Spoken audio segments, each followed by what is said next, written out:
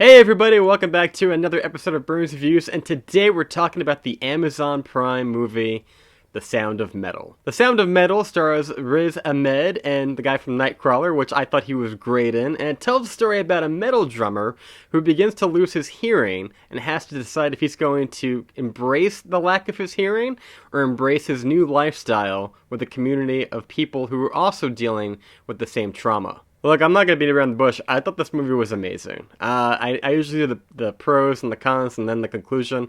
I really enjoyed this film. I wanted to get it a little bit earlier. Unfortunately, I couldn't get through to Amazon to do so, so I apologize for the late review. But this is a fantastic movie. You got Riz Ahmed, who is this drummer, and he can't seem to get things together. He's a recovering addict.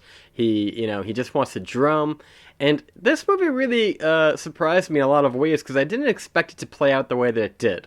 I thought it was going to be a little bit more like 8 Mile meets Rocky, where, in the trailer, if you watch it, it looks like, okay, he's losing his hearing and he's going to pull like a Bradley Cooper in A Star Is Born, and he's just going to keep drumming anyway. And he's probably going to go completely deaf, and that's going to be the end of the movie. That's not this movie at all. Yeah, that's the setup. But this movie is so much more profound than that. It has more layers to it. He goes to this rural community of other people who are struggling with addiction, who happen to be deaf. And he meets this guy named Joe. And Joe is kind of like Robin Williams in Good Will Hunting. I wouldn't say he's that good. I wish it was that level of Good Will Hunting, but it's a little bit more in the vein of Good Will Hunting. No pun intended. I know the movie's about addiction. Wasn't intended. But every bit of acting in this movie is top par. Riz Ahmed, great. Olivia Cooke, who honestly I haven't really thought was the greatest actress in the world. I know a lot of people like her. I know she was on Bates Motel, but last time I saw her was in, what was it called? Ouija. And I thought she was just kind of, ugh. And I saw something in a couple other things too, and I thought, okay, well, she's okay. She was pretty good in this. I was emoting the emotions that she was feeling the whole time, which most of the movie, you're just kind of like biting your nails going, what are you doing, dude? What are you doing? You're like, ah! Because you don't want him to backslide. You don't want him to give in to his addiction. You don't want him to lose his hearing. And you really do feel for the characters. Another thing that I really liked about this movie, too, is that it didn't sugarcoat it. I watch so many movies where they have a character do a bad thing, and he's your protagonist, but they always try to excuse it and say, well, you don't understand, he was in a tight spot, you would have done the same thing. No, this movie says, listen, he made some choices, they weren't the right ones, and he has to live with that. And they don't try to excuse his actions. They just kind of go, listen, this is what he did, and he's going to have to learn one way or the other, or maybe not.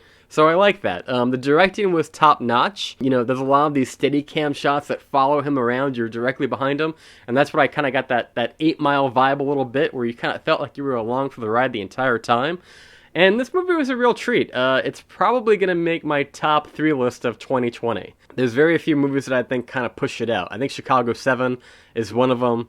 Palm Springs is pretty good, but that's a whole different thing. It's a category, it's a comedy. But yeah, this is definitely a hidden gem that if you haven't checked it out, and if you have Amazon Prime, I would definitely check it out. It was just like a heartwarming tale that I really liked. The acting is intimate and personal. You feel like you're in his head the entire time. At no point do you feel like, oh my god, like I can't even imagine what he's going through. You're like, I'm in it. I'm in it with him. And for better and worse, it immerses you completely. So I got to tip my hat to the director of this film. They did a fantastic job immersing you into this character. And there's really moments that really warm your heart. You're watching, you're like, all right. The bad, I'm not going to lie. In the very beginning of the movie, they're playing this metal song, and I like all kinds of music. It's not like I don't like metal. It is so bad. Olivia Cooke's character is screaming into the microphone, and I'm like, please stop. Please stop singing. Please stop. I like his drumming, but please stop. And Paul Raci was pretty good. I mean, he, like I said, he wasn't quite Robin Williams from Good Will Hunting, but you felt it, man. He was like a stern mentor figure that really, I would like to talk to this guy, Not to mention, this is a great film for the deaf community. Half the movie is in sign language. My girlfriend, she can actually do sign language. I can't wait to show her this film because there's a lot of it that I get what they're saying based on context, but I kind of want to know what they're saying legit. Like, what are they actually saying? I think she would really enjoy it, and if somebody that you know is part of the deaf community, I think this movie is for them, and they will get a great kick out of it. I would definitely check it out.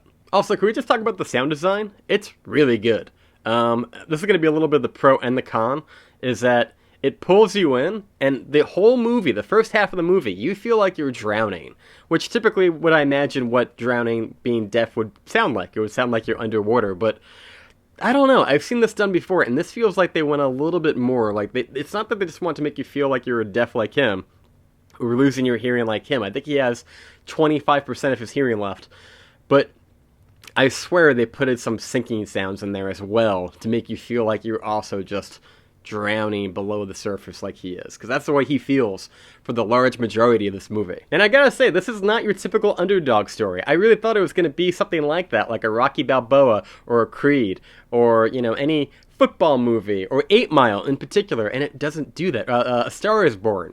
Well, maybe not that one. But I thought it was gonna do that thing where he was gonna be like, listen, you know, live fast, die young, leave behind a good-looking corpse. But no, they didn't do that at all. And yeah, I'll be honest, this movie was actually really intense. You know, a lot of these movies that try to do this, they come across as being sappy and kind of forced onto you, and you're like, alright, I know you're trying to get an emotion out of me, and you're really forcing it and turning the knife into me, and I'm like, it's not really... It always feels disingenuine. It always feels like they're going for Oscar gold, but this one, it really takes its time and gets under your skin. It really kind of wedges its way in there, and by the time I got to the end, I was like, I'm not crying, I'm just very emotional.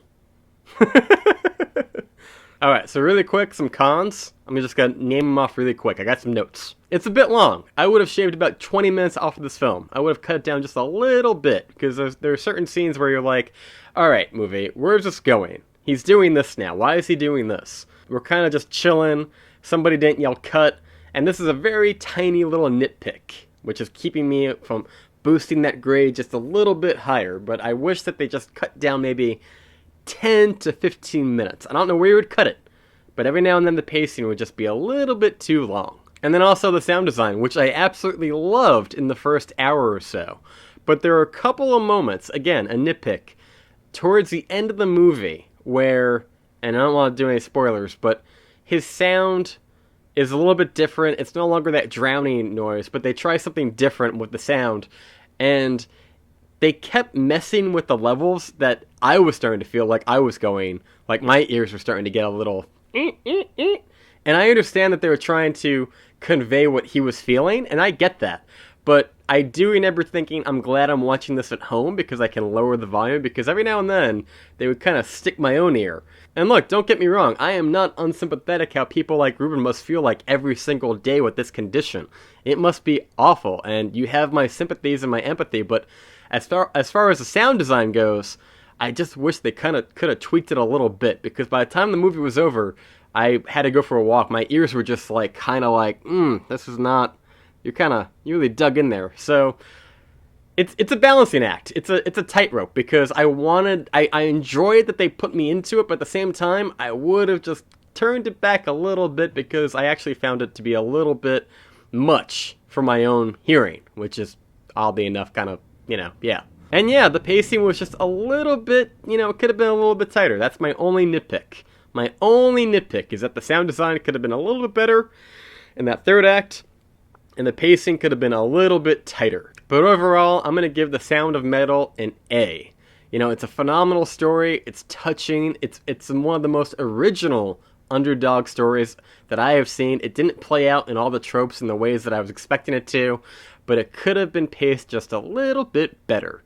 Anyway, guys, what did you think of The Sound of Metal? Be sure to comment down below. We are almost at 3,000 subscribers, so if you haven't checked it out, be sure to hit that sub button and ring that bell if you want to see more videos just like this one. We've got some Ending Explained videos, we've got some Blu-ray trips, we've got all kinds of videos right here on the channel. Be sure to go check it out, and until next time, guys, thank you so much for watching. Stay safe out there, happy holidays, and we will see you next time.